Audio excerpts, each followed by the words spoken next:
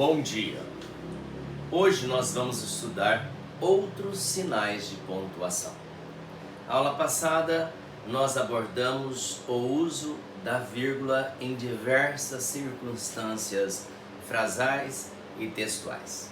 Hoje nós vamos estudar dois pontos, ponto e vírgula, reticências e aspas.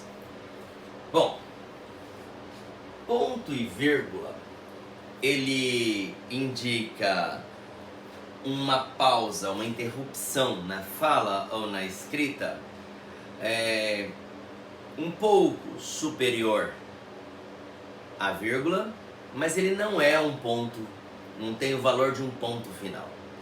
Então nós colocamos que ele indica uma interrupção intermediária entre a vírgula e o ponto, né?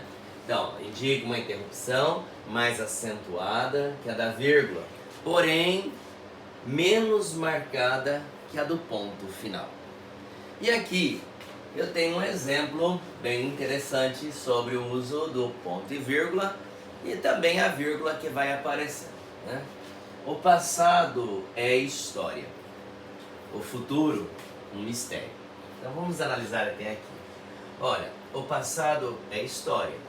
Eu poderia pôr um ponto final aqui, mas como eu não terminei essa ideia, eu tenho uma subideia, né? Então eu uso uma pausa intermediária, que é o ponto e vírgula.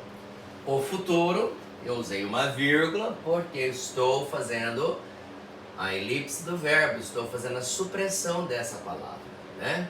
O futuro, um mistério. Essa vírgula significa é. O futuro é um mistério. Então, para não haver essa repetição, vamos recordar aí o uso da vírgula.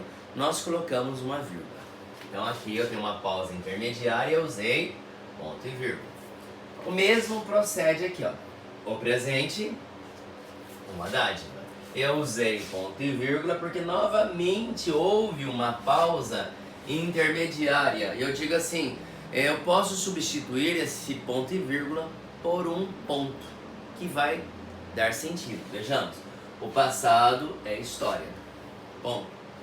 O futuro é mistério. Ponto. O presente é uma dádiva. Ponto. Só que aí eu também substituo a vírgula e introduzo o verbo, porque eu vou mexer com períodos simples, né? Bom, dois pontos. Dois pontos nós usamos para introduzir, ou seja, para apresentar uma enunciação, uma fala. Eu vou indicar a fala de um personagem, eu vou dar voz a um personagem, né? Ou também eu vou fazer uma citação, eu vou fazer uma enumeração. Então nós usamos os dois pontos. Introduzem esclarecimento, justificativa ou discurso direto, que é a fala, por exemplo, de um personagem. Vamos analisar aqui os exemplos de dois pontos. Aqui. Fiquem tranquilos, os poderosos, que têm medo de nós. Dois pontos. Nenhum humorista atira para matar. Então aqui, após esses dois pontos, estou introduzindo um esclarecimento. Que tranquilidade é essa que nós, humoristas, estamos falando aos poderosos, né? Então aqui é o esclarecimento. Nenhum humorista atira para matar. Então aqui é um exemplo de esclarecimento. Aqui abaixo, o juiz ordenou, dois pontos. O senhor deve permanecer em silêncio. Olha, dois pontos. Aqui vai haver a introdução da fala do personagem, no caso do juiz. Então aqui introduz uma fala, é o discurso direto. Eu tenho o narrador e tem a presença do personagem falando. Então nós utilizamos para elucidar, né, a fala de um personagem, ou seja, para elucidar o discurso direto, nós usamos dois pontos. Também usamos os dois pontos, né, para mostrar um esclarecimento, uma justificativa de algo anterior. Bom, outro sinal de pontuação é a reticência, ou os 3 pontinhos, né, popularmente conhecido, as reticências. As reticências também funcionam como um recurso linguístico. Eu posso deixar alguma coisa dedutível a quem estiver me ouvindo ou a quem estiver lendo aquilo que eu escrevi. Eu deixo no ar mensagens subliminares, deixo ali uma marca com que o leitor ele possa fazer deduções, né? Então as reticências indicam uma interrupção do enunciado. Esse enunciado é desse texto, dessa fala, né? Cuja sequência não se pôde ou não se quis verbalizar. Então é a tal mensagem subliminar que nós deixamos aí, fazendo com que o leitor, né, ou ouvinte, ele deduza, ele perceba, ele imagine, ele crie expectações. As reticências têm esse sentido, né, de deixar no ar alguma coisa, deixar uma fala interrompida e que o outro faça esse alinhamento desse pensamento. Tá? Vejamos aqui, eu coloquei inclusive um pensamento que eu gosto muito, que é do escritor paulista Menotti Del Pique. Encontrei o sentido da vida e o amor me rodeou. Nós vamos falar das aspas daqui a pouco, né? Então eu tenho aspas porque eu estou fazendo uma citação. Mas aqui, ó, encontrei o sentido da vida, é um fato. E o amor me rodeou. Deixa esse rodeou de múltiplas formas, né? Agora cabe ao leitor, cabe ao ouvinte fazer essa dedução. Então houve aqui uma interrupção dessa enunciação. Bom, outro exemplo aqui. É uma cidade linda para os turistas. Já para os moradores, olha bem, é uma cidade linda para os turistas. Já para os moradores, né? Não preciso mais falar nada. As reticências se incumbem, né, de fazer com que o ouvinte ou o leitor faça as possíveis deduções, né? Bom, o outro ponto, final de pontuação, melhor, as aspas. Elas indicam distanciamento entre a palavra, expressão ou frase, entre aspas, e o restante do texto. Por se tratar de uma citação ou de um termo de outro idioma, de diferente grau de formalidade ou de sentido não literal, por exemplo. Então as aspas, elas são recursos que funcionam para indicar a fala de um personagem.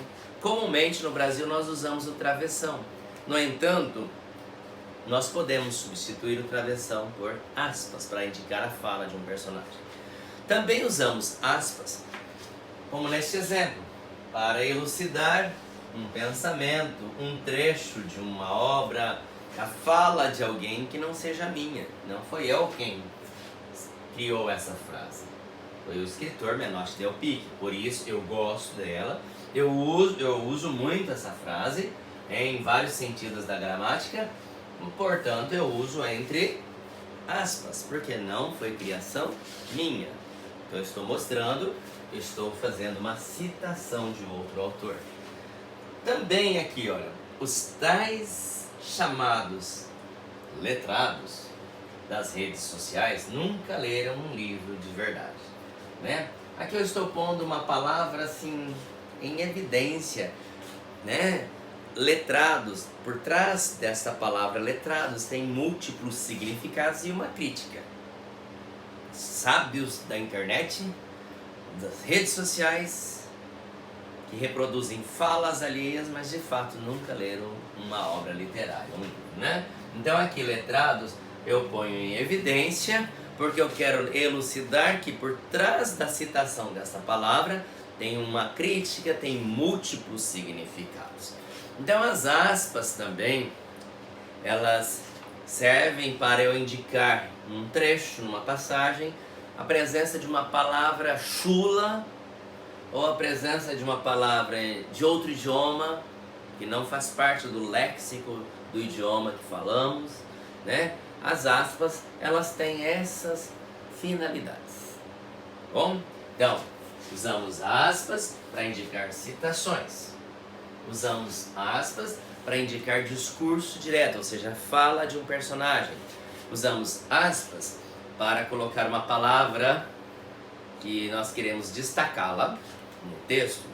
Usamos aspas para colocar em destaque uma palavra de língua estrangeira no meio de um texto em língua materna, por exemplo. Se eu me refiro a uma palavra que ela vai ser muito importante no decorrer do texto, ou já o fora, né? Eu vou colocá-la também entre aspas. Se eu vou mencionar uma palavra que causa vitupério linguístico, que causa um dissabor no texto, ou seja, uma palavra vulgar, convém colocarmos entre aspas, né? Usamos as reticências para deixar alguma coisa subliminar na mente daquele que faz a leitura, né? Ou daquele que nos ouve, né? Porque nós fazemos uma interrupção naquilo que estamos falando, mas permitindo com que o outro ele faça a possível dedução. Usamos o ponto e vírgula como uma extensão maior da vírgula, uma pausa um pouquinho maior e menor que o ponto final, né? E nós usamos os dois pontos para indicar que alguém vai falar, ou seja, vai indicar o discurso direto, ou quando nós vamos fazer um esclarecimento. Então eu espero que essa aula simples sobre os 4 sinais de pontuação vocês tenham entendido.